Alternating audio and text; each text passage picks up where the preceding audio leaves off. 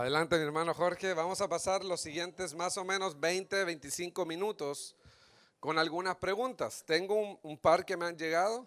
Ay, ay, ay. Ay, ay, ay, esta es la parte difícil, hermano. Pero también si hay alguna otra, me la pueden ir enviando ahorita mismo por Messenger o WhatsApp aquí para ir preparándolas. Si yo no la sé contestar, yo le voy a decir a Nelson, aquí ayúdame. Y aquí está mi jefe, así que no hay problema. O sea, que aquí nos ayudamos. Bueno, y la primera pregunta es bien, más o menos general. Yo la he escuchado mucho en Ajá. talleres de predicación. Y la pregunta es, ¿qué libros de la Biblia recomiendas enseñar expositivamente? Y aquí voy a hacer una observación mía. Imagino que está presuponiendo sistemática también, ¿verdad? Consecutiva. Consecutiva. Ok. Para plantar una congregación cuando son nuevos creyentes. Esa es una pregunta por un lado. Y luego dice aquí cuando no tienen conocimiento teológico previo. Ok. Pero en general en Latinoamérica casi siempre hay algo de conocimiento, al menos del catolicismo, ¿verdad? Claro. Cuando nosotros comenzamos la plantación de la iglesia allá en Milford, nosotros comenzamos con la epístola a los Gálatas, porque teníamos un contexto que venía fuertemente influenciado por religiones de salvación por obra. Y pues comenzamos por ahí porque Pablo establece, ¿verdad?, el mensaje del evangelio y hace una comparación entre ese falso evangelio que lo único que produce es maldición en aquellos que lo predican, en aquellos que lo creen. Pero volviendo atrás, a lo mejor hubiese esperado un poco antes de predicar ese epístola de Gálatas. Mucho del contenido que estaba ahí era contenido donde había que proveer un sinnúmero de información contextual e histórica de los judíos, los judaizantes, la ley, Agar. O sea, había mucha información del Antiguo Testamento que había que proveer. Y mi experiencia fue que aprendieron algunas cosas, pero si yo pudiera dar vuelta atrás, yo hubiese comenzado con el Evangelio de Marcos. Es uno de los evangelios, de los primeros evangelios el primer evangelio que se escribió y contiene básicamente toda la revelación acerca de quién es Jesucristo y qué fue lo que Él vino a hacer al mundo. Así que mi recomendación sería en una plantación nueva comenzar por los evangelios, porque los evangelios te permiten hacer muchas conexiones con la revelación del Antiguo Testamento y ese nuevo creyente puede ver cómo Cristo es el cumplimiento de todas esas cosas que se habían profetizado en el Antiguo Testamento, cómo Él llena cada una de los requisitos y de las características del Mesías profetizado y te lleva paso por paso de cómo Él fue revelando el mensaje de salvación y del mensaje del reino de Dios. Así que mi recomendación sería comenzar tal vez por el evangelio más corto, que sería el evangelio de Marcos. Nosotros lo comenzamos hace un año atrás, el evangelio de Marcos. Vamos ahora casi terminando el capítulo 8. Hemos hecho algunas paréntesis en todo este tiempo, pero más o menos eso es lo que nos ha tomado predicar los primeros 8 capítulos de Marcos, aproximadamente un año. Tal vez, y otra pregunta relacionada con este tema, sobre todo para los que son predicadores nuevos. Sí. Casi no hay ningún Martin Lloyd Jones que pueda predicar un sermón de 1 hora con 3 o 4 palabras o medio versículo. No. Pero ¿qué recomendarías en cuanto a la cantidad de porciones de un texto abarcar? Claro. Bueno, por ventaja que nosotros tenemos ahora, muchas de nuestras Biblias tienen estas maravillosas subdivisiones donde tú tienes ya clasificado, por ejemplo, si vas al Evangelio de Marcos, tú comienzas aquí, ya te da más o menos un panorama de cómo puedes estructurar tus sermones. Por ejemplo, en Marcos tienes del versículo 1 al 8 y luego tienes entonces un subtema abajo hablando del bautismo de Jesús. O sea, que puedes predicar del versículo 1 al 8. Si es mucho, a lo mejor puedes concentrarte solamente en los primeros 4 versículos y luego continuar los versículos 5 al 8. Pero trato, en mi caso, de seguir más o menos el orden de las traducciones que nosotros tenemos ahora, donde nos dan estos subtemas ya divididos y trato de exponer basado en eso. Porque si me concentro en solamente, por ejemplo, Marcos capítulo 1, versículo 1, principio del Evangelio de Jesucristo, Hijo de Dios. Bueno, de ahí yo puedo sacar fácilmente 3, 4 o 5 predicaciones, pero yo quiero tratar de terminar este Evangelio en un tiempo razonable. No quiero tardarme 8 años en predicar este Evangelio. Así que trato más o menos de ver cómo está dividido en las traducciones que tenemos y basado en eso tratar de hacer la traducción, tratar de hacer la exposición. Ok.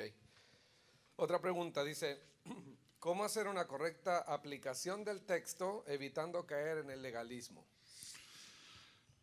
¿Cómo hacer una correcta interpretación aplicación del texto? En la fase final, en la aplicación, Okay. Sin caer o evitando caer en el legalismo, que es algo muy, claro. muy usual. Bueno, toda aplicación de la escritura, recuérdese que la aplicación es lo que nosotros queremos motivar a la audiencia, aquellos que nos están oyendo, tanto no creyentes como creyentes, a responder, ya sea en fe y arrepentimiento o en obediencia a la palabra de Dios si son creyentes. Nosotros tenemos que entender que toda aplicación que nosotros traigamos a la vida, si no fluye desde un entendimiento de la gracia de Dios, caemos en el error del legalismo. Caemos en el error de creer que porque vamos a aplicar estas cosas a nuestras vidas, eso nos va a proveer algún tipo de poder sobreespiritual o algún tipo de vida espiritual más profunda. No, nosotros respondemos a las implicaciones y las aplicaciones que el texto nos da, no para tratar de ganarnos el favor de Dios a través del cumplimiento de estas aplicaciones, sino porque estamos agradecidos que Dios por medio de su palabra nos ha revelado cómo podemos aplicar estas verdades a nuestras vidas y entonces respondemos a ella con gratitud, respondemos a ella en obediencia, pero no para ganarnos el favor de Dios, ni la gracia de Dios, ni la misericordia de Dios. Eso ya lo hemos obtenido por medio de Cristo y del sacrificio. Pero es muy fácil nosotros simplemente en la aplicación ser muy severos en las aplicaciones que damos y en las exhortaciones, obediencia que damos, desconectados de la gracia salvadora de Dios. Eso lo hacen todas las religiones. Todas las religiones te dan un sinnúmero de cosas que tú tienes que obedecer, pero a ellos les importa muy poco qué relación tú tienes con Dios o qué revelación tú tienes de Dios en tu vida. Así que aplicación que no tiene como fundamento la gracia del Evangelio es peligrosa. Siempre nos va a llevar al legalismo de una manera u otra. Y, bueno, no sé si me permite agregar Adelante. algo, pero obviamente puedes enfatizar el poder que tenemos de Dios para la obediencia, a lo mismo que Dios nos pidió a través de la gracia, ¿no? El poder del Espíritu de Dios. Amén. A exhortar a los creyentes, básicamente no a confiar en su poder de Sí. ser fieles en sus capacidades. Sino todo lo contrario, confiar en el poder de Dios. Esta pregunta es compleja. Ay. Yo no sé si ahora cortamos la grabación y luego la continuamos. Dice, ¿cómo predicar y aplicar los salmos imprecatorios? Para los que no conocen tanto el lenguaje, son aquellos salmos donde los salmistas demandan a Dios justicia e intervención en una manera severa contra los enemigos, ¿verdad? Destrúyelos, devástalos y todo lo demás. ¿Cómo podemos predicar y aplicar esos salmos imprecatorios? Yo no voy a pretender aquí dar una respuesta súper elaborada ni detallada porque es una pregunta compleja. Tampoco quiero hacerles creer a ustedes que soy un erudito experto en cómo contestar este tipo de preguntas. Pero hay un salmista por ahí, hay un cantante cristiano que hace un tiempito atrás entró en una controversia porque él hizo un video donde en ese video él aconsejaba a los cristianos a no orar o a no prestarle mucha atención a este tipo de salmos, ¿verdad? Imprecatorios, donde vemos que el salmista está pidiéndole a Dios que simplemente traiga su juicio sobre sus enemigos y que destruya a sus enemigos y que la espada de Dios descienda sobre ellos y los corte en 1000 pedazos. Y este salmista cristiano, muy conocido en Latinoamérica, en muchas iglesias se cantan sus canciones, él estaba abogando porque no le prestemos atención a esos textos. Bueno, independientemente de si nos gusten o no esos textos bíblicos o sean incómodos para nosotros leerlos, si nosotros creemos, ¿verdad?, que toda la palabra de Dios es inspirada, infalible, inerrante, bueno, de una manera u otra, esos textos están ahí, forman parte de la revelación de Dios. El pastor Sugel Michelén, en un taller que tuve la oportunidad de estar, él contestó esta pregunta de una manera excelente. Lástima que no pueda recordar todo lo que él dijo en esa ocasión, pero les prometo, pero voy a darle una respuesta, pero les prometo tratar de conseguirle ese audio y ese video para que usted pueda tener una mejor comprensión. Pero usted tiene que entender que los escritores de estos salmos eran gente de su época. Eran gente que estaban experimentando y viviendo unas situaciones demasiado complejas en sus vidas, que yo creo que ninguno de nosotros hemos pasado o atravesado por ese tipo de situaciones. La comprensión que ellos tenían acerca de la vida futura, acerca del más allá, acerca de qué pasa después de la muerte, no es tan clara como nosotros la vemos en el Nuevo Testamento ya revelada de una manera progresiva. En el Nuevo Testamento ya tenemos más detalles acerca de estos aspectos de la muerte, qué pasa después de ella, del juicio de Dios. Y debido a ese conocimiento que ellos tenían de su época, ellos hacían estas expresiones porque ellos realmente esperaban que Dios manifestara su juicio sobre la vida de estos enemigos. Recuérdense que estos eran enemigos del pueblo de Dios. ¿Cuál debe ser nuestra actitud ante estos pasajes bíblicos? ¿Cómo nosotros podemos predicar a Cristo desde estos pasajes bíblicos? Bueno, me atrevería a decir que tal vez una de las maneras más sanas que podemos acercarnos a estos textos es reconociendo tanto la condición pecaminosa de los enemigos del pueblo de Dios, como también de una manera u otra el mismo sentir pecaminoso de a veces estos creyentes que expresaban con dolor lo que estaban experimentando. ¿Y cómo predicamos a Cristo desde estos textos? Bueno, yo creo que acercándonos al texto, viendo la depravación del hombre, viendo cómo el ser humano se comporta unos para con el otro, destruyéndose unos a otros, y ver por qué todos los seres humanos necesitan de un Salvador en sus vidas. Son textos difíciles de comprender, son textos que a veces uno como cristiano dice, pero yo no puedo orar así. Bueno, en el Nuevo Testamento nosotros vemos que la instrucción bíblica es a orar por nuestros enemigos, pero no se nos dan ejemplos de Pablo o alguno de los apóstoles orando de la misma manera como estos escritores de estos salmos oraban. Ese sería tal vez mi acercamiento a ese tipo de preguntas. Si me puedes ayudar, Nelson, te lo voy a agradecer. No, y recordar la gracia, porque esa ira que ellos pedían a Dios es la que merecíamos nosotros. Es correcto. Cayó sobre Cristo y fue satisfecha la persona de Jesús. Amén. Pero algo interesante respecto de la pregunta que tú mencionas fue en el taller de la sesión de preguntas y respuestas de expositores del año pasado. Correcto. Donde está con Evis Carballosa y Sí, José Graham. ahí está. La pueden buscar en YouTube.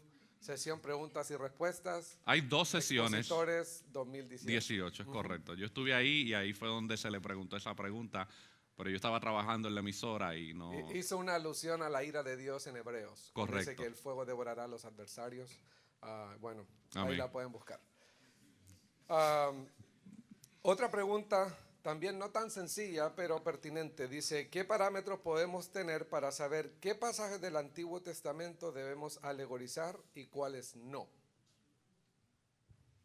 ¿Qué parámetros tenemos para saber qué pasajes del Antiguo Testamento alegorizar y cuáles no?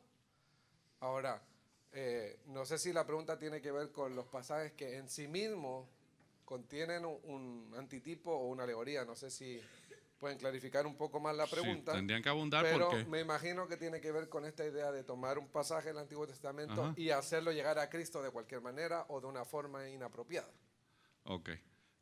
Bueno, si el pasaje en sí, en la estructura del pasaje, se está utilizando un lenguaje metafórico, alegórico, bueno, nosotros debemos respetar la forma en que ese texto está escrito. No podemos simplemente forzar un pasaje simbólico, metafórico o alegórico y forzarlo a una interpretación literal. Tenemos que respetar el género de ese texto bíblico.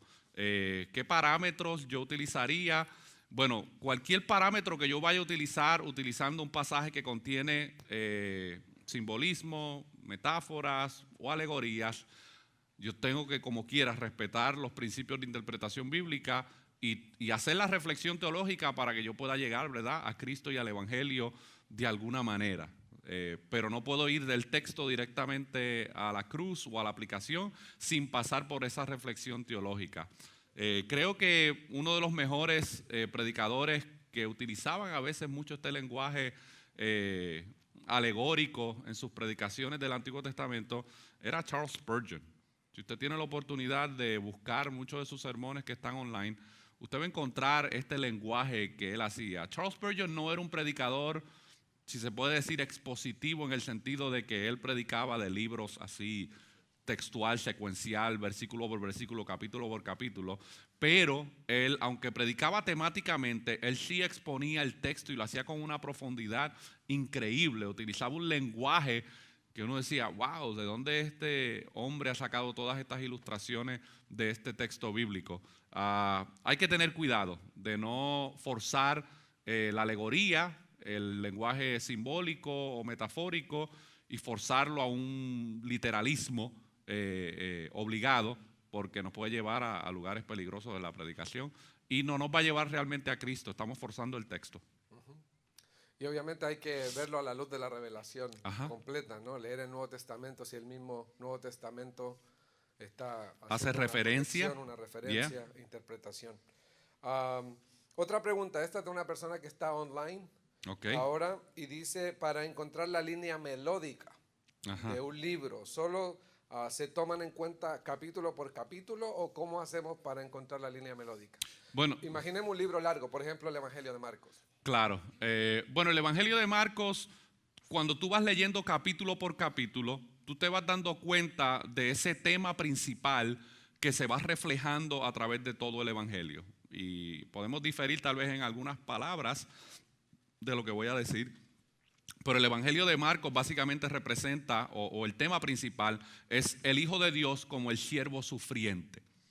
Cómo el Hijo de Dios se muestra al mundo como el siervo sufriente, porque la audiencia a la cual le escribe Pablo es una audiencia bastante gentil, es una audiencia que no tenía ningún tipo de conocimiento bíblico acerca de quién era Jesús, de qué se había profetizado acerca de él, y constantemente desde el capítulo 1 hasta al final vemos cómo Cristo se manifiesta como el Hijo de Dios, el siervo sufriente. Porque para los romanos, para los gentiles, este concepto de un Mesías, de un rey que sufre por su pueblo, era un concepto totalmente distinto a la mentalidad que ellos tenían como romanos, como gentiles, acerca de las características que debe tener un rey, un profeta. Ellos no tenían esa noción de un siervo sufriente. Entonces, la línea melódica hay que leer, obviamente, cada capítulo y ir viendo cómo, en este caso, en el Evangelio, Cristo se va revelando.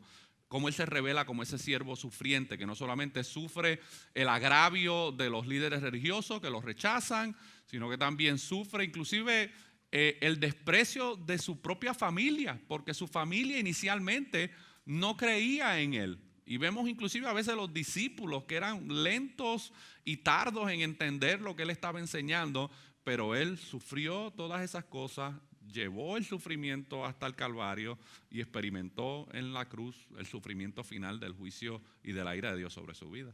Entonces, no es que haya una línea melódica que descubrir en cada capítulo, sino No. más bien para tratar de ayudarle a la hermana Ajá. que está preguntando a hacer una lectura del General. libro completo. Es correcto.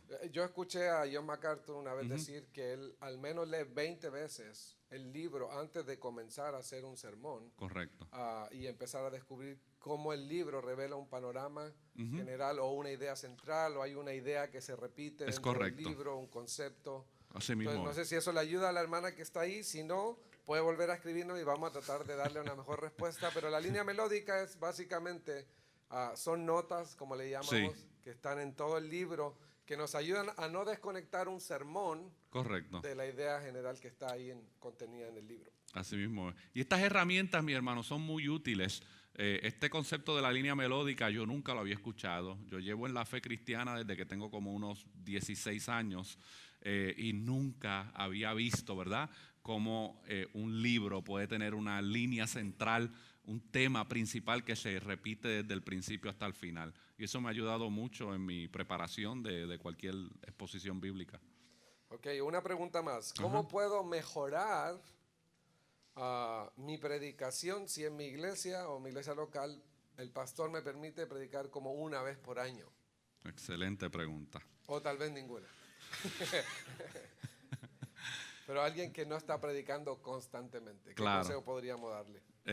Bueno, mi recomendación en ese caso es que si tú entiendes que Dios está poniendo esa carga, ese llamado en tu vida por prepararte para predicar sermones, mientras más tú puedas prepararte con anticipación, mucho mejor. Así que aunque tú no prediques de una manera consecutiva en tu iglesia o prediques una vez al año o una vez cada década, en algunos casos, tú debes seguir preparándote. Mi consejo es que tú comiences a preparar sermones, comiences a preparar manuscritos y que tú se los compartas a tu pastor. Mire, pastor, tengo aquí un sermón que estoy desarrollando, quiero que usted lo vea, que usted me dé algún tipo de crítica constructiva, se lo comparta a otro pastor. También, si o necesario. destructiva, ¿verdad? Sí, usted tiene que estar abierto a poder recibir observaciones por parte de otros pastores, de otros hermanos en la fe. Lo que usted no quiere ser, lo que usted no quiere o no debe hacer, si usted es miembro de una iglesia local, siempre use a su iglesia local y a sus líderes para el proceso de desarrollo en su vida espiritual. No trate de brincar en inglés le dicen fence, ¿cómo se diría en español? Esa cerca. No trate de brincar esa cerca, ese muro. Use a los recursos que usted tiene en su iglesia local para expresarles el deseo que usted tiene de capacitarse en esta área. Son muy pocos, por lo menos en Latinoamérica, lo que yo viví en Puerto Rico, son muy pocos los miembros que se acercan a donde sus pastores a decirle, pastor, yo quiero que usted me ayude a yo poder prepararme mejor para poder preparar sermones y poder predicar. No sé si es un asunto de orgullo o de falta de confianza, no sé, pero yo creo que esa barrera debe ser derribada y nosotros debemos acercarnos a nuestros líderes para que nos ayuden en este proceso. Y a lo mejor ellos, al ver cómo tú te desarrollas y ver la actitud que tú tienes, a lo mejor eso abra la oportunidad para que tú puedas, ¿verdad?, predicar un poquito más, tal vez no en la iglesia local, pero algún grupo pequeño, algún evento de evangelización en la calle, alguna oportunidad que el Señor abra. No pienses que porque tú tienes el deseo de predicar, automáticamente te has ganado la confianza de tus líderes para poder darte la oportunidad de predicar. La confianza se gana, la confianza no se hereda. Ok, la última pregunta, Ajá. porque vamos a tener un canto y luego ya vamos con el sermón para Amén. terminar toda esta conferencia. Ay, ay, ay. ¿A qué equipo le vas en México? Yo sabía que venía esta pregunta, pero ¿qué hacemos? Es la última. Bueno, yo se las voy a responder con Bíblicamente. mucho gusto. Esperamos que esto no cambie, ¿verdad? Su ánimo de poder escucharnos. Usted va a encontrar muy pocos puertorriqueños, pero muy pocos puertorriqueños que amen el fútbol. Muy pocos. El fútbol no es nuestro deporte nacional, es el béisbol y el baloncesto y el boxeo. Pero yo llevo 16 años viviendo allá en el estado de Delaware y pues desde que llegué, pues todo lo que tengo a mi alrededor, ¿verdad? Los hermanos y la comunidad es fútbol. Mis hijos son practicantes del fútbol. De hecho, eso es lo que ellos quieren hacer como carrera en sus vidas. Veremos a ver qué oportunidades el Señor abre. Pero yo creo y soy fiel creyente de que la palabra del Señor muestra de una manera clara Y expositiva. y expositiva un equipo bíblico. Y dice el profeta Jeremías que los que esperan en Jehová serán como las águilas.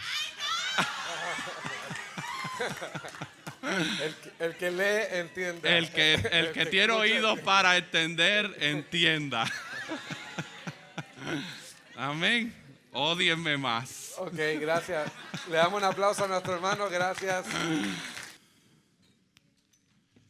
Quiero aprovechar antes de irnos de acá, darle las gracias a esta institución, Seminario Bíblico Río Grande, por darnos la oportunidad de estar estos días acá con ustedes y compartir algunas cosas que hemos aprendido. Yo sé que habían otros recursos que lo más probable tienen mucha más capacidad y experiencia en estos temas, así que para mí me siento muy honrado de que nos hayan considerado y dado la oportunidad de poder exponer estos temas relacionados a la predicación expositiva.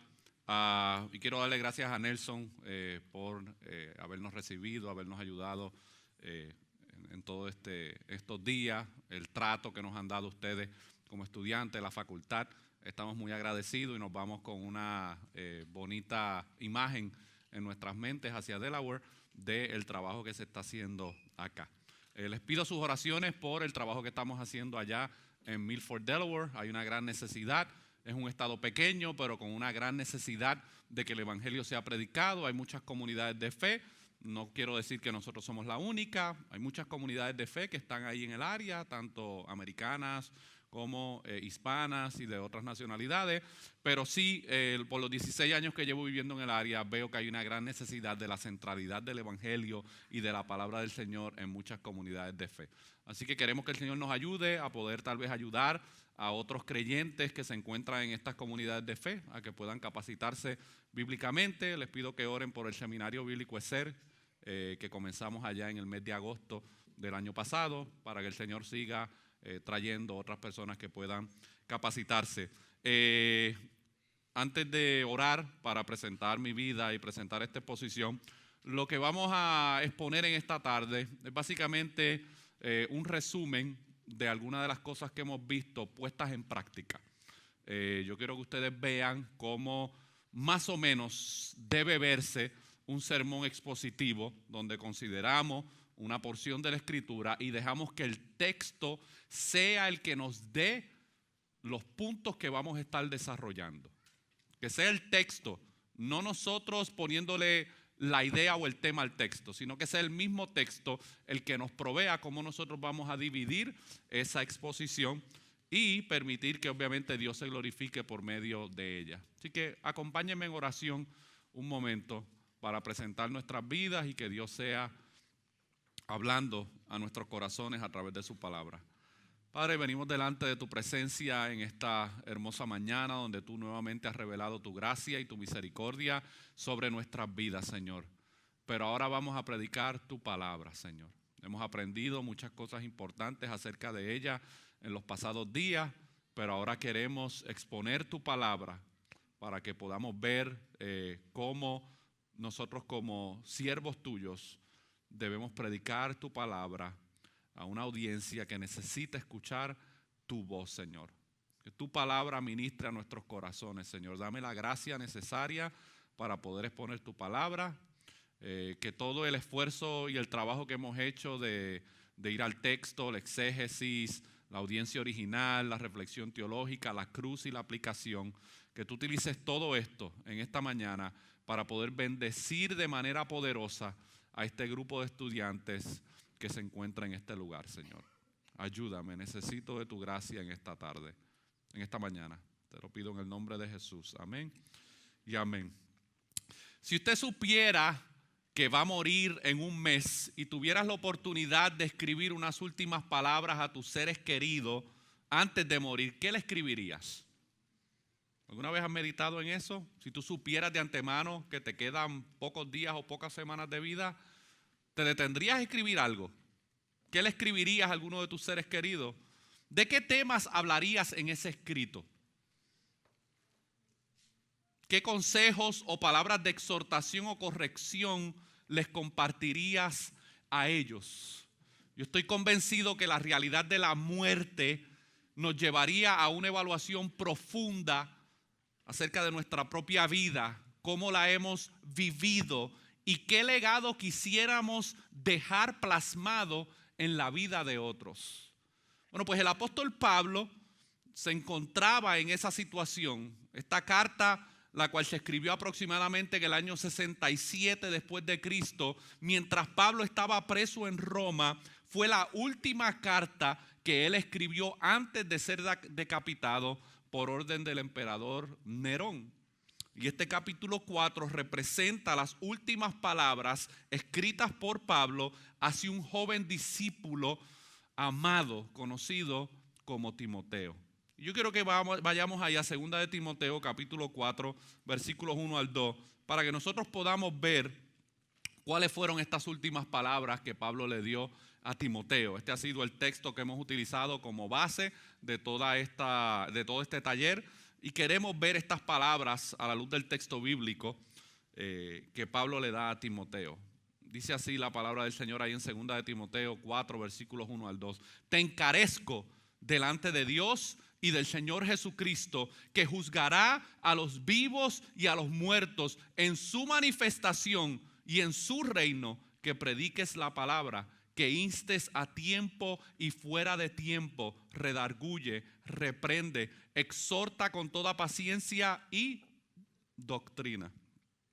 Y nosotros le hemos puesto como tema o como título a esta exposición la encomienda de predicar. Hay un comentarista que se llama Warren Wiersbe, que a lo mejor ustedes han tenido la oportunidad de leer alguna de sus obras, y él habla acerca de estas últimas palabras que el apóstol Pablo le expresa aquí a Timoteo. Y miren lo que él dice acerca de las últimas palabras de una persona. Él dice: las últimas palabras de un gran personaje son muy significativas, son como una ventana que nos ayuda a mirar dentro de su corazón, o una medida que nos ayuda a evaluar su vida. Así que estas palabras que Pablo le comparte a Timoteo revelan el corazón de Pablo. Revelan realmente cuáles eran las prioridades en la vida de Pablo. Revelan realmente cuáles son aquellos temas que habían transformado su vida y que él quería que Timoteo conociera para que pudiera seguir hacia adelante en su trabajo ministerial. En la primera carta que Pablo le escribió a Timoteo unos años atrás, él ya le había compartido una serie de consejos que Timoteo debía implementar en su vida personal y en la vida del ministerio. Vemos la primera carta a Timoteo, una serie de consejos que Pablo le da a él. El gran amor que Pablo tenía por este joven y para las iglesias, bajo la guianza e inspiración del Espíritu Santo, lo llevaron a proclamar una de las encomiendas más sublimes, pero también una de las encomiendas más cautivadoras que podemos encontrar en todo el Nuevo Testamento. Tanto Timoteo como todos aquellos que predican la palabra de Dios dentro de cualquier tipo de contexto deben prestar atención y considerar con detenimiento la magnitud de esta encomienda y las implicaciones que esta encomienda tiene tanto para los no creyentes como para aquellos que son creyentes en el Evangelio de Jesucristo.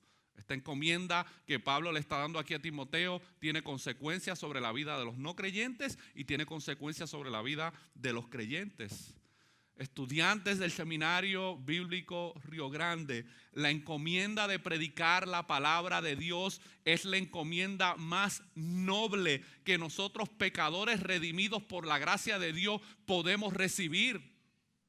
Mediten esa realidad. Nosotros éramos pecadores, muertos en nuestros delitos y pecados, y ahora por la gracia de Dios estamos en Cristo y Él nos ha dado una encomienda a predicar su palabra.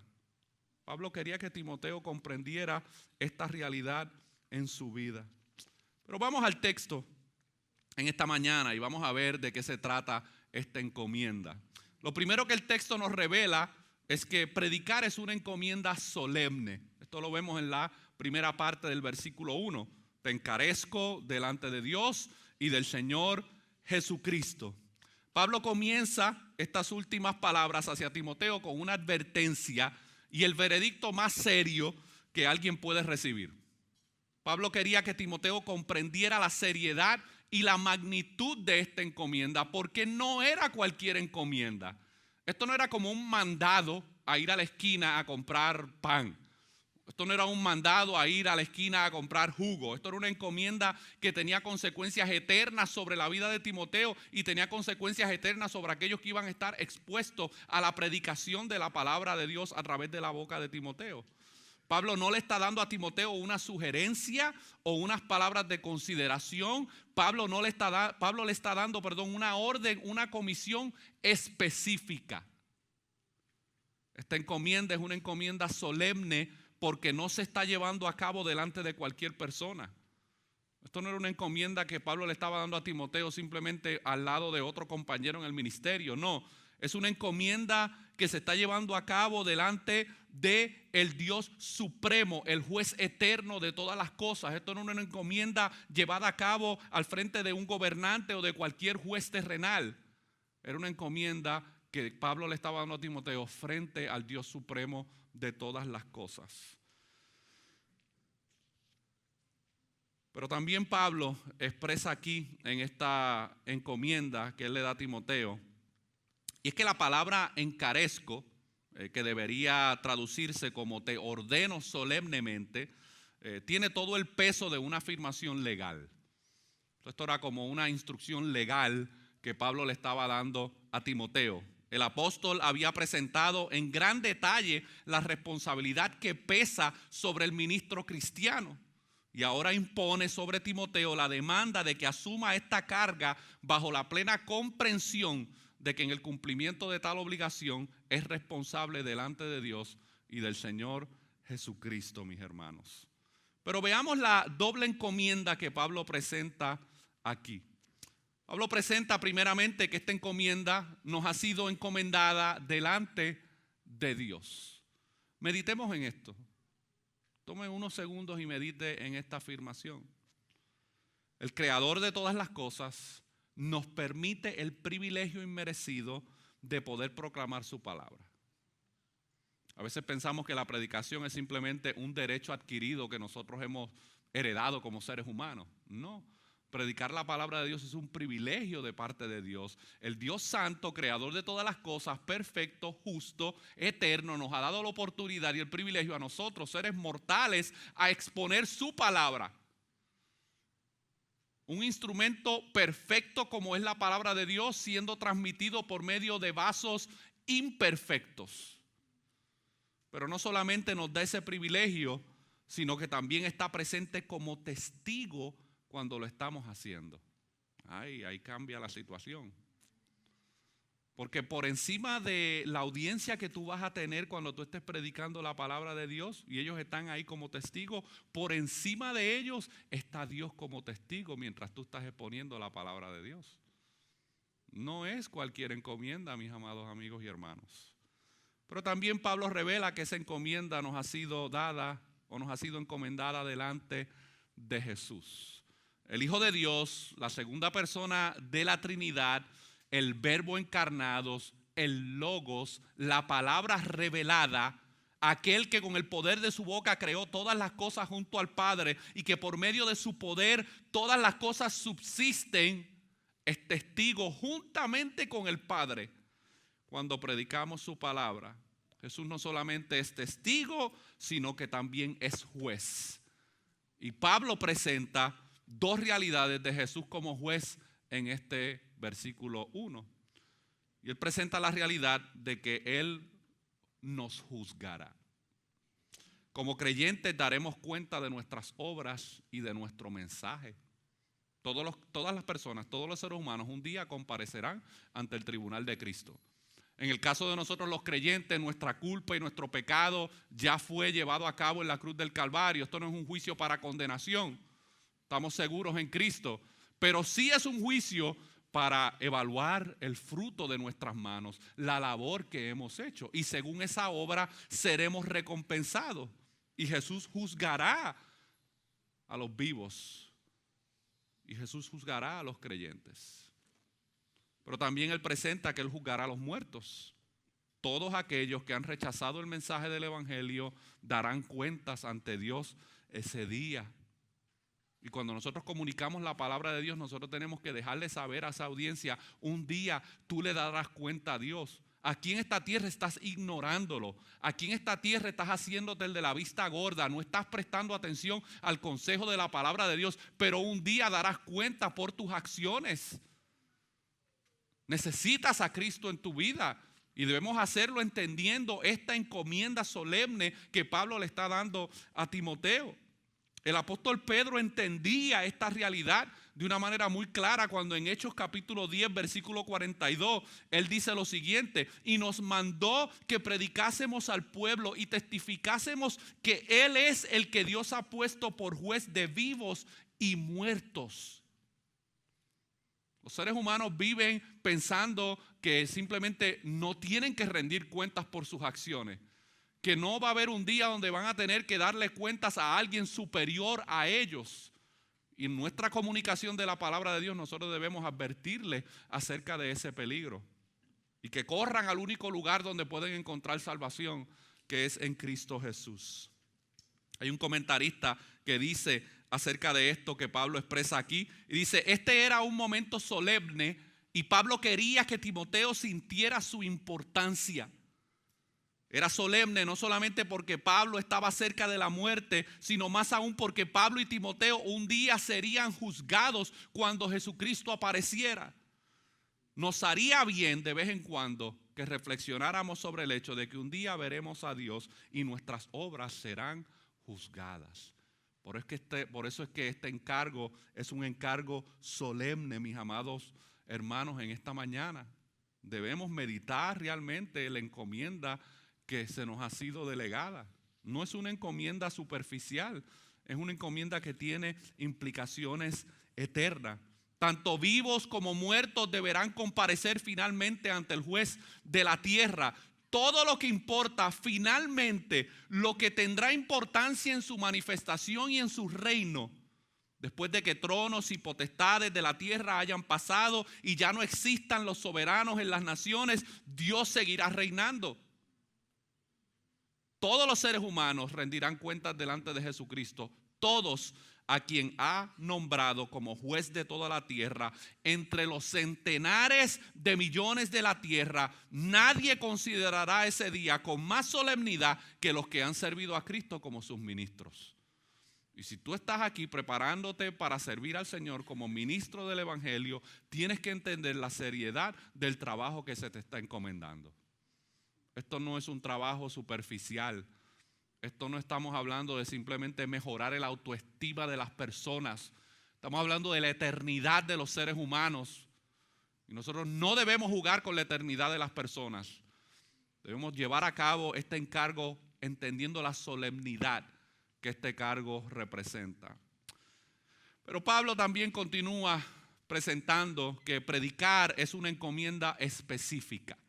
En el versículo 2, Pablo presenta que esta encomienda que es solemne, que debemos meditar en ella, es una encomienda específica. No es que él quería darle una encomienda a Timoteo para que Timoteo se imaginara o tratara de descifrar o averiguar de qué se trataba esta encomienda. No. Pablo le da específicamente de qué se trata esta encomienda. Lo vemos ahí al principio del versículo 2. Que prediques la palabra. La segunda encomienda que Pablo le da a Timoteo es la encomienda específica de que su misión es una exclusiva que consiste únicamente en la predicación de la palabra de Dios. Esa es la misión específica. Dentro de eso hay muchas cosas que se hacen, pero es una misión específica. Predica la palabra. Debemos predicar la palabra de Dios. Pablo quería que Timoteo predicara la palabra de Dios. Ahora, esta palabra predicar significa proclamar como un heraldo. En tiempos bíblicos los gobernantes tenían una especie de heraldo especial que era el que daba los anuncios al pueblo. Y este heraldo, ¿verdad?, salía como representante del gobernante y comunicaba específicamente y únicamente lo que el rey le había dado para comunicar. Este heraldo era comisionado por el gobernante para dar sus anuncios con una voz fuerte. El heraldo no podía simplemente salir a las plazas y decir, el rey ha dicho. No, él tenía que proclamar a voz en cuello lo que el rey había expresado. Tenía que hacerlo de una manera clara, de modo que todos pudieran escucharlo. Él no era un embajador con el privilegio de negociar. Él no podía salir de la corte del rey a simplemente decir, bueno, yo no creo que yo le voy a dar ese mensaje al pueblo. Y tenía la oportunidad de ir pensando de camino, ¿con qué otras palabras yo puedo a lo mejor expresarle al pueblo lo que el rey quiere comunicar? Él no tenía ese privilegio de poder negociar las palabras del rey. Él tenía que comunicar fielmente lo que el rey le había dicho, porque de lo contrario, ya no iba a ser más el heraldo especial. Iba a estar o encerrado en una mazmorra en el calabozo de más adentro o con la cabeza cortada. Porque él no podía negociar lo que el rey quería comunicar. Era un mensajero con una proclamación que debía escucharse y que debía atenderse. Para el apóstol Pablo también la palabra que él le menciona aquí a Timoteo, predica la palabra, era el mensaje que presentaba a Cristo como Redentor, Salvador y Señor. Esto es lo que quiere decir el Nuevo Testamento cuando emplea la palabra kaushema, que también significa proclamación. Esta sería la sustancia de la predicación cristiana. Escuche bien, ningún sermón lo es en realidad si no explica alguna verdad bíblica relacionada a Cristo. Pablo quería que cuando Timoteo predicara la palabra, él estuviera muy consciente que él tenía una responsabilidad de predicar a Cristo. Cristo es el Logos, la palabra de Dios. Y la palabra se encarnó y vino a esta tierra y vivió una vida de completa obediencia y murió en la cruz por la expiación de los pecados del hombre. Esa era la palabra que Pablo quería que Timoteo predicara en todo momento, que presentara a Cristo como el Redentor, como el Salvador y como el Señor del mundo. Y esa es la palabra que nosotros debemos predicar. Ese debe ser nuestro mensaje central. Timoteo debía ser diligente en la ejecución de esta encomienda. Pablo entendía muy bien el poder que la palabra de Dios tiene en la vida de los perdidos y en la vida de los creyentes. Pablo tenía claro que solo la palabra de Dios podía salvar a los que se encontraban perdidos. Pablo tenía claro que solo la palabra de Dios podía producir el nuevo nacimiento en la vida de los que estaban espiritualmente muertos. Y Pablo también sabía que solo la palabra de Dios podía producir santificación en la vida de los creyentes. Por eso es que Pablo le dice a Timoteo, Timoteo, predica la palabra. Porque es la palabra de Dios la que tiene el poder de producir estas cosas en aquellos que te van a estar oyendo.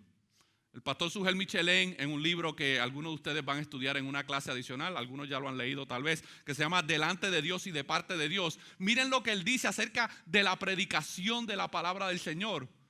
Y él comienza con una pregunta diciendo, ¿deseas ver a Dios actuar salvando a los perdidos y edificando a los creyentes? ¿Por qué tú te estás preparando aquí?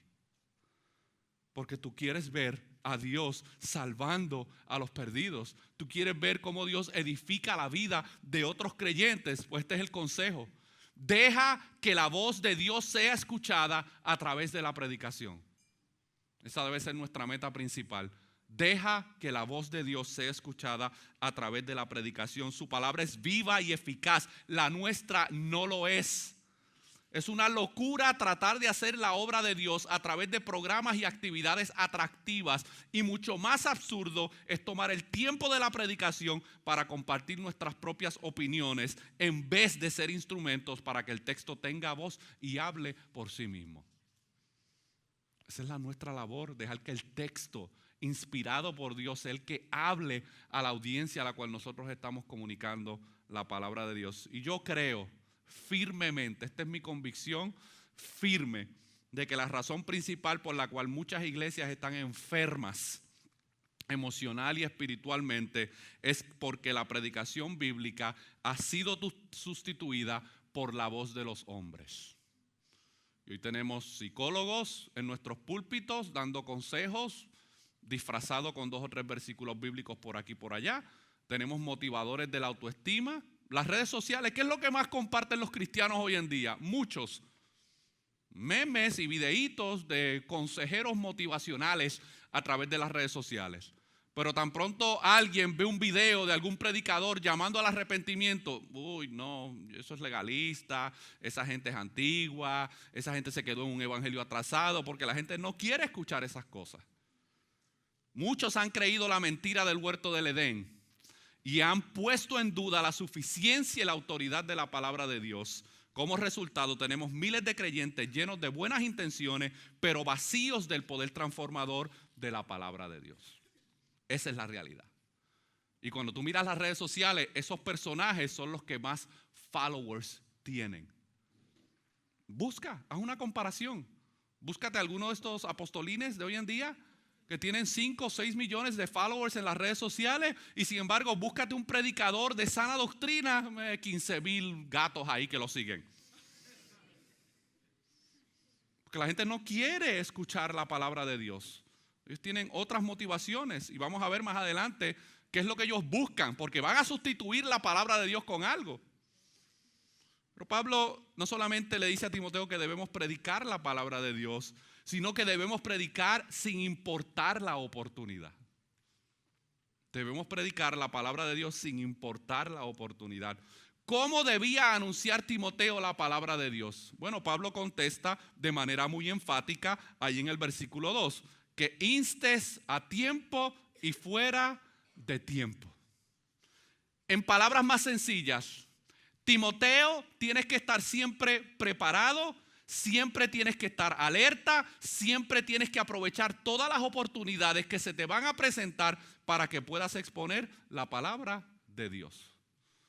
Y Pablo quería que Timoteo estuviera todo el tiempo consciente de esa realidad. Tienes responsabilidades, tienes cosas que hacer, tienes compromisos, pero tienes que estar consciente de que tu labor principal es predicar la palabra de Dios y tienes que estar dispuesto y sin importar la oportunidad tienes que estar disponible para predicar la palabra del Señor. Esta semana compartí con un viejo amigo que hacía como 20 y pico de años que no lo veía. Éramos compañeros en la high school. Hace como 20 años que yo no lo veía. Él se mudó al estado de Delaware hace unos meses atrás con su familia y yo estaba en el funeral de uno de nuestros estudiantes del seminario que falleció hace como un mes atrás y tuvimos ese dolor profundo de ir a tener que, pues, con la familia llevar a cabo los servicios fúnebres. Y este viejo amigo, compañero de escuela, estaba ahí porque su esposa trabaja con la esposa de este hermano en la fe que falleció. Y él ahí me reconoció. Él ya sabía hace 20 y pico años atrás que yo era creyente en el evangelio y que estaba perseverando en la fe. Él siempre se burlaba de mí y siempre me hacía bullying porque yo era creyente. Pero ese día, después del funeral, se acerca donde mí y empezamos a dialogar y se alegró de verme. Bueno, esta semana antes de yo venir para acá, la noche antes de yo venir para acá, me reuní con él para tener un tiempo de plática y ver, ¿verdad?, en qué manera podíamos ayudarlo, porque lo encontré receptivo a la palabra del Señor. Y él me contó muchas cosas, pero una de las cosas que me contó me impactó mucho, y es que él me dice que él en una ocasión, él tiene un poquito de conocimiento del evangelio, y él me dice que en una ocasión él tenía un compañero de trabajo que él lo veía muy triste y ellos estaban montados en un avión porque trabajaban juntos, iban a ir creo que a la India o a la China a hacer un viaje y él me compartió que el amigo le compartió que él estaba bien triste, que se encontraba bien desanimado, que estaba bien depresivo, que no le encontraba a propósito a su vida. Y este joven, que no quiero afirmar si es cristiano o no es cristiano, no lo sé todavía, tiene algún conocimiento bíblico, pero no sé realmente cuál es su verdadera situación.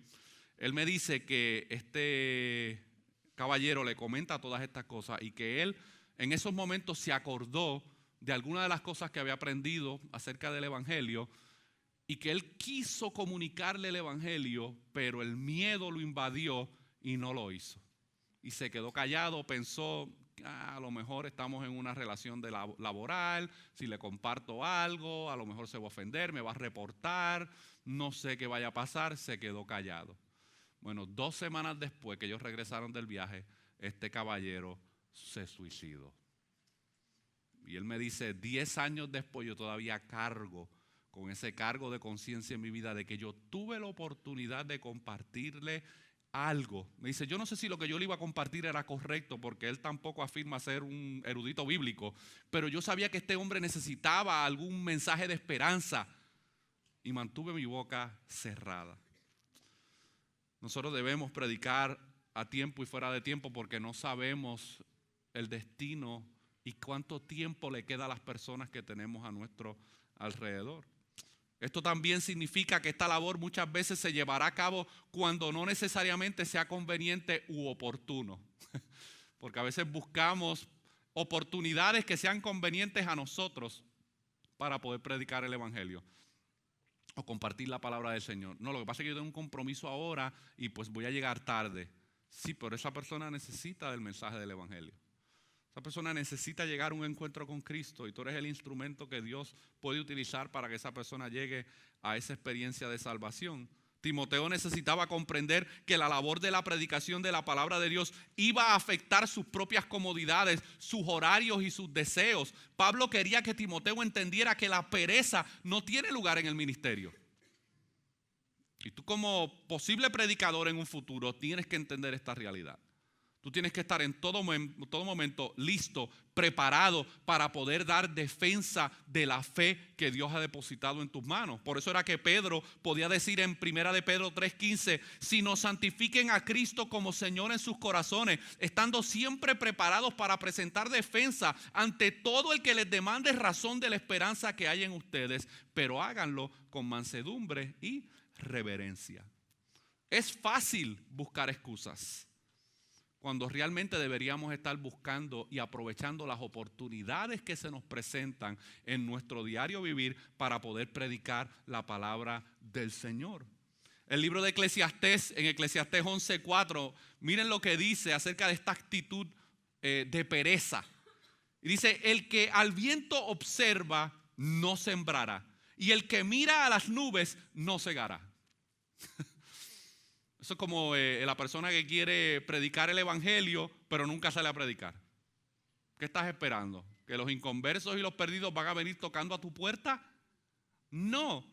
Quieren plantar una iglesia, pero no salen a evangelizar, no discipulan a nadie, no le compartan el evangelio a nadie, pero están esperando frutos. Tú no puedes esperar frutos donde no has sembrado nada. Eso es lo que el escritor de Eclesiastés está afirmando aquí. El que al viento observa no sembrará, porque está esperando. A ver, ¿por dónde ve el viento? A ver, ¿será esta la oportunidad perfecta para poder sembrar? Ay, yo creo que no, mejor me espero a mañana. Y vuelve mañana de nuevo a buscar. Y nunca siembra nada. Muchas veces desperdiciamos las oportunidades de sembrar la palabra de Dios en los corazones por conveniencia, por pereza. Una vez un evangelista dijo, cuando tengas dudas, debes compartir el evangelio. Siempre será lo más apropiado. Yo estoy consciente que a veces estamos en contextos y en situaciones donde a lo mejor es un poco incómodo. Ay, pues yo no sé, yo tengo dudas de compartir el evangelio aquí. ¿Qué va a pasar? Hazlo. Siempre será lo más apropiado. Nunca es inapropiado compartir el evangelio de Jesucristo. Y ora a Dios para que el Señor te abra esas oportunidades para que puedas hacerlo. Pero Pablo también revela algo sumamente importante acerca de esta encomienda. Y aquí es donde muchos jóvenes se frustran en su proceso en el ministerio o en su proceso de crecimiento o en su experiencia comunicando el evangelio. Y es que predicar es una encomienda incómoda. Predicar es una encomienda incómoda. Miren lo que dice Pablo ahí en el versículo 2. Que prediques la palabra, que instes a tiempo y fuera de tiempo. Pero él menciona 3 cosas: redarguye, reprende y exhorta. Toda predicación debe caracterizarse por estos elementos.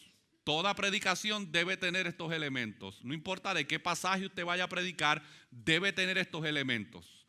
Estas palabras redarguir y reprender, que a veces se usan de manera sinónima, textualmente significan poner a prueba para demostrar. Y en las otras 2 cartas que Pablo había escrito, en 1 de Timoteo y Tito, Pablo usa estas mismas palabras para poner en evidencia a algunos, tanto dentro de la iglesia como fuera de la iglesia. Y si ustedes me acompañan, quiero que veamos unos versículos donde se utiliza este lenguaje que Pablo está mencionando aquí en 2 de Timoteo 4, versículo 2. El primero lo podemos encontrar en 1 de Timoteo, capítulo 5, versículo 20. Primera de Timoteo, capítulo 5, versículo 20. Miren aquí el consejo que Pablo le da a Timoteo.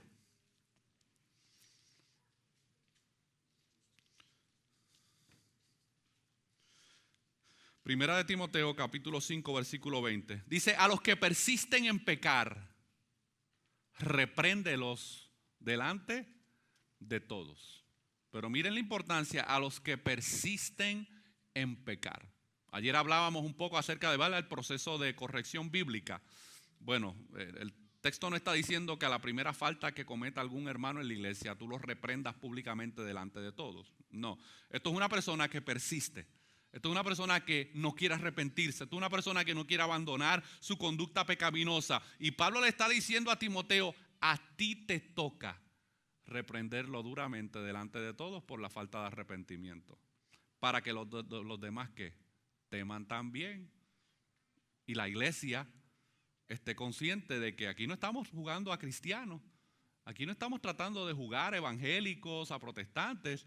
Aquí somos discípulos de Cristo que nos hemos sido llamados a obedecer a Cristo y sus mandamientos. Miren, como pastor hemos tenido la mala experiencia, pero también hemos visto cómo Dios ha utilizado esas situaciones difíciles para obrar en la iglesia. Pero en estos 4 años de plantación de iglesia hemos tenido ya 2 casos de disciplina bíblica. En 4 años de la plantación. Y han sido procesos duros y difíciles que yo he querido evitar a toda costa. Y hemos sido pacientes en el proceso, pero lamentablemente no había arrepentimiento por parte de estas personas. Y para mi sorpresa, yo pensaba que estas situaciones, cuando se dilucidaran en el contexto de la iglesia, como tenemos una audiencia de muchos recién convertidos, mi temor era que esta gente no va a saber manejar esta situación. Esta gente no va a tener la madurez para manejar esta situación. Y fuimos pacientes y tratamos de darle largas al asunto, pero ya la situación se seguía complicando. Pero para mi sorpresa, Dios utilizó esa corrección bíblica que tuvimos que hacer con algunos de estos casos y produjo temor de Dios en el corazón de la mayoría de la gente en la iglesia. Y los que estaban un poquito ahí medios desubicados y un poquito medios carnales, se arreglaron. Dijeron, oh, esta gente lo que dice en ese papel lo llevan a la práctica. Y miren, se arreglaron algunos problemas que yo pensaba que iba a tener que lidiar con ellos en el futuro, se arreglaron solos. Dios utilizó la reprensión para poder producir temor en el corazón de otros en la iglesia local. En la carta a Tito, capítulo 1, versículo 13, miren las palabras que Pablo le da a este otro discípulo de él. Le dice, este testimonio es verdadero, por tanto, repréndelos duramente para que sean sanos en la fe. Hay momentos donde la palabra de Dios tiene que corregirnos de una manera dura. ¿Se acuerdan cuando los discípulos fueron donde Jesús, después de él haber hecho todos estos milagros y todo, y luego en Juan capítulo 5 y 6 comienza a hablar de que aquellos que quieren ser sus discípulos o quieren seguirle deben comer su carne y beber de su sangre? ¿Y qué hacen los discípulos? Hey, Señor, ven acá. Ven acá. ¿Qué es lo que tú estás tratando? ¿Cuál es tu objetivo? ¿Qué tú quieres alcanzar aquí? Porque la gente se está yendo. La gente se está yendo. Dura es esta palabra que tú estás comunicando. Creemos nosotros que si tú vienes como Mesías es para tú predicar un mensaje que todas las multitudes te sigan y que no se te vaya ninguno. Eso es una mala campaña de publicidad. ¿Y qué le dice el Señor? Ustedes se quieren ir también. O sea, en otras palabras, yo no le voy a cambiar lo que yo tengo que comunicar. Yo voy a comunicar lo que Dios quiere que yo comunique, lo que el Padre me ha dado para comunicar. Ustedes se quieren ir también. Pues ándale, ¿verdad? Como dirían en México, pues, ándale. Y Pedro tiene un momento de lucidez y dice, no, espérate, es que solo tú tienes palabras de vida eterna. A veces la reprensión tiene que ser dura, porque nosotros somos testarudos, somos duros de cerviz. En Tito 2:15, un capítulo adicional, Pablo le dice a Tito, esto habla y exhorta y reprende con toda autoridad. Nadie te menosprecie. Si la autoridad de tu predicación está centrada en la palabra de Dios como predicador y como pastor en un posible futuro, tú tienes que estar consciente de que tú tienes una autoridad dada por Dios, pero esa autoridad es la palabra de Dios. No son tus opiniones, no son tus palabras, y tú con la autoridad de la palabra de Dios debes exhortar y debes reprender con toda autoridad. Dios se encargará de producir los resultados espirituales en aquellos que reciban esa corrección. Cuando se predica la palabra, el que escucha debe enfrentar las fallas y pecados que existen en su vida. A veces como predicadores queremos darle vueltas al árbol, queremos decorar la situación para que no suene a veces demasiado cruda y fuerte. Bueno, hay momentos que debemos hacerlo así, pero hay momentos donde también tenemos que ir directamente al grano y advertirle a ese hermano en la fe, lo que estás haciendo tiene consecuencias eternas sobre tu vida. Y la reprensión forma parte de nuestro trabajo como predicador. Si a ti no te gusta que las personas se sientan incómodas, a lo mejor la predicación no es para lo que Dios te está llamando. A lo mejor puedes servir en otra área en el ministerio, pero si tú aceptas esta encomienda de predicar la palabra, tienes que estar consciente de que vas a necesitar redarguir y reprender con la palabra de Dios. No con tus ideas legalistas, no con tus preferencias dogmáticas, sino con la palabra de Dios. Pero también Pablo menciona la palabra exhortar. Y esta palabra tiene la misma raíz de la palabra animar. En la predicación debe haber un balance, no todo puede ser reprensión. Hay predicadores que todo es el garrote, todo el tiempo. Tienen un látigo. Tienen a los hermanos ya todos lacerados. Ya los hermanos vienen y simplemente se sientan ahí. Pues aquí va la pela del domingo. Aquí va la paliza del domingo. No todo puede ser reprensión y redarguir. Tiene que haber un proceso de animar también a los creyentes por medio de la palabra de Dios. Como dijo un antiguo predicador, la predicación debe afligir a los que viven confortablemente en su pecado, pero también debe confortar y traer consuelo a los afligidos. No todo puede ser palo, no todo puede ser látigo. Si hay convicción pero no hay remedio, entonces aumentamos los problemas de las personas, porque la gente viene con problemas a la iglesia. Vienen con luchas de pecado en sus vidas, vienen con crisis familiares, crisis financieras, y en medio de ese dolor y con esa llaga abierta nosotros seguimos echándole sal a la llaga. Debemos proveerles un remedio a través de la gracia que Dios ofrece. Pero si animamos a aquellos que deben ser amonestados, los estamos apoyando en su pecado. La predicación correcta debe ser balanceada. Debe haber un balance entre exhortación y reprensión. Y la última encomienda que Pablo le da a Timoteo es que predicar es una encomienda paciente y doctrinal. Predicar es una encomienda paciente y doctrinal. ¿Cómo concluye ese versículo 2? Que prediques la palabra, que instes a tiempo y fuera de tiempo, redarguye, reprende, exhorta con toda paciencia y doctrina. Si alguien sabía que se necesitaba ser paciente en la labor de la predicación y sus resultados, era el apóstol Pablo. Él sabía que esto era un trabajo que se tenía que hacer con mucha paciencia. Él entendía muy bien que muchas veces los resultados espirituales de la siembra requieren de paciencia y perseverancia. Si usted siembra una semilla en la tierra, al otro día ya usted tiene un árbol. No, esa semilla tiene que, ¿verdad? Abrirse, descomponerse, echar raíces, y luego que echar raíces, entonces tú comienzas a ver poco a poco cómo eso va brotando de la tierra, pero aun cuando brota de la tierra y comienza a formarse, lo que es un palo seco, duro.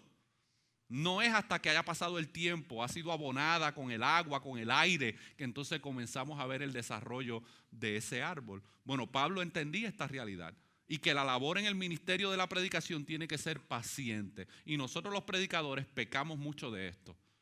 No somos pacientes. Esa no es una de mis virtudes, mis hermanos. No la es. Tengo otras, pero esa no es una. Constantemente tengo que batallar como que, o sea, ya yo te he explicado 5 veces esto. Te di 7 libros para que leyeras. Todavía me estás preguntando la misma pregunta. Bueno, Pablo entendía que el proceso de predicación y de resultados tiene que ser hecho con mucha paciencia.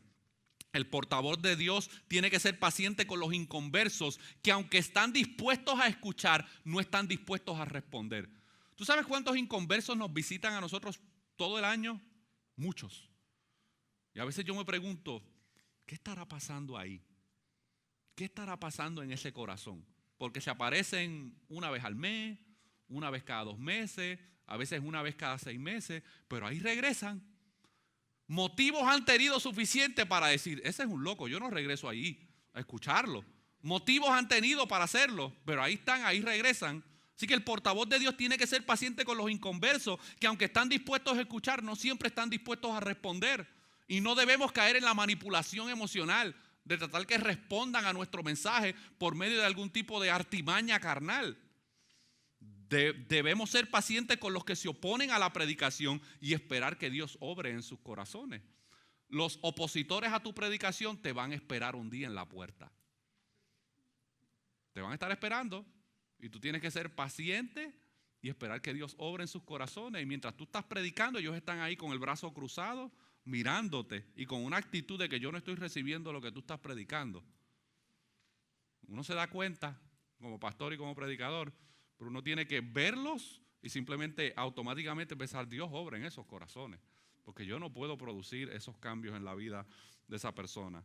Pero sobre todo, el portavoz de Dios debe ser paciente con los creyentes que, aunque hayan creído en el evangelio, son lentos y tardos en entender y aplicar la verdad de la palabra de Dios en sus vidas. Veamos el caso de los discípulos. Tenían al mejor discipulador del mundo, al mejor discipulador del universo, al Hijo de Dios, a Dios encarnado, discipulándolos por 3 años, y nosotros vemos en los evangelios su comportamiento.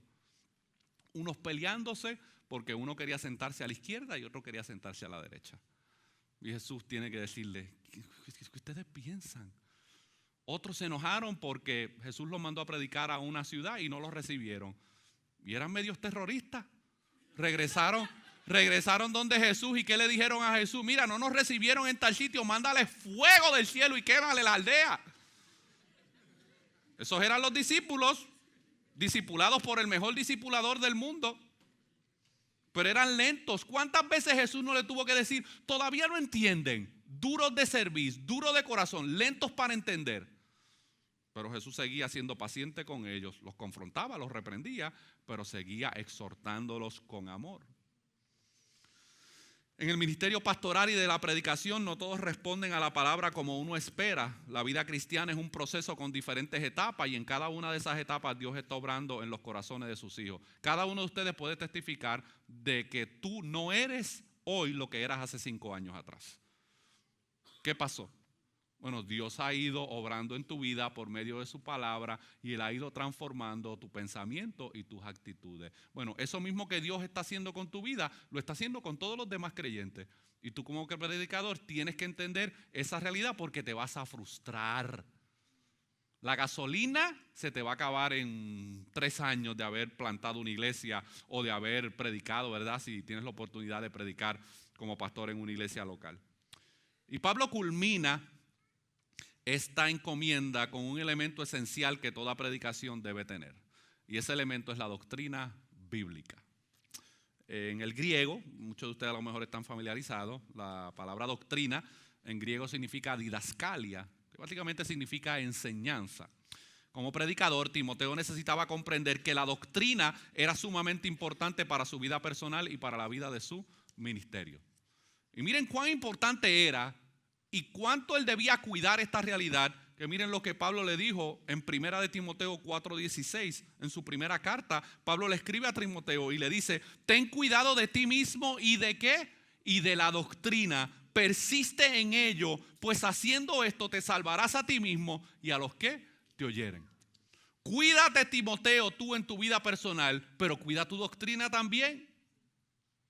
La labor principal del predicador no es contar historias bonitas o relatar ilustraciones interesantes o leer un pasaje bíblico para luego olvidarlo. La verdadera predicación es un ejercicio doctrinal que incluye la explicación y aplicación de la doctrina bíblica.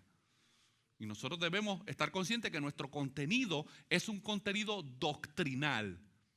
Ahora, surge una pregunta importante antes de concluir. ¿Por qué la predicación bíblica debe ser una predicación doctrinal?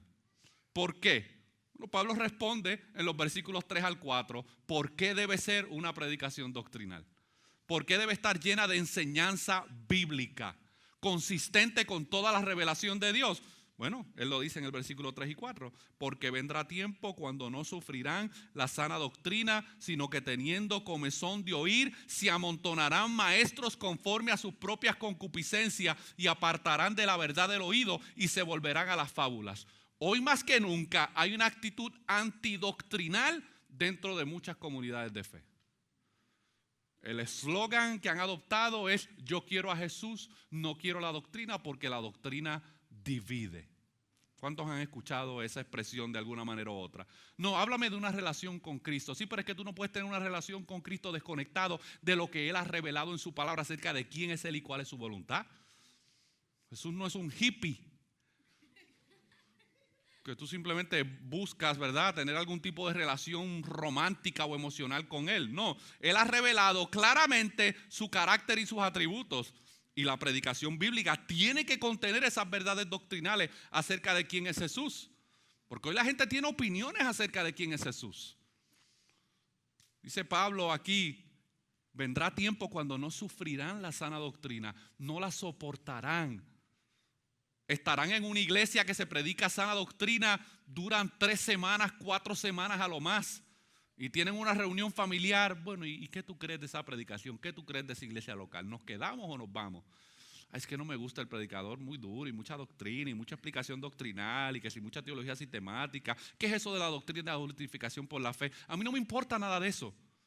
Yo tengo problemas en mi vida y necesito que me ayuden en la autoestima, que me motiven, que me den palabras de aliento todo el tiempo. Y eso se convierte como una droga que las personas están buscando en todo momento. Pablo dice, vendrá tiempo cuando no sufrirán la sana doctrina. Pero miren, dice, sino que teniendo comezón de oír. ¿Alguna vez le ha dado comezón de oír? Piquiña en los oídos y usted se rasca y no se satisface.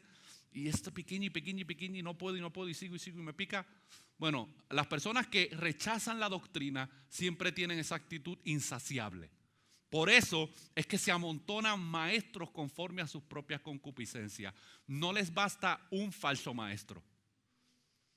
Se los amontonan. Vaya a las librerías cristianas, la mayoría de ellas, no todas, pero vaya a las librerías cristianas. ¿Cuáles son los best sellers que están en la primera, en el primer shelf cuando usted llega?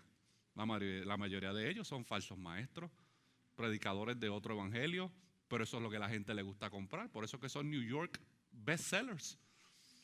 Y allí en una esquinita, allá en el fondo, un librito ahí chiquito de John Owen, ¿me entiende? La mortificación del pecado. Nadie quiere comprar ese libro. Nadie quiere comprar ese libro.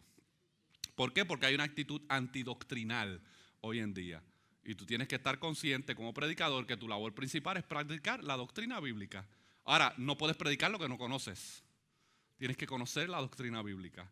J.I. Packer, un pastor presbiteriano, comenta acerca de esta actitud y dice, la predicación doctrinal ciertamente aburre a los hipócritas, pero es solo la predicación doctrinal la que podrá salvar a las ovejas de Cristo. La tarea de los predicadores es proclamar la fe, no entretener a los incrédulos. Esa es nuestra labor principal. Nosotros tenemos la palabra de Dios para alimentar al pueblo de Dios, no para entretener a las cabras dentro del rebaño. Concluyo, mis hermanos. Hoy más que nunca hay una necesidad urgente de proclamar el mensaje del Evangelio de Jesucristo.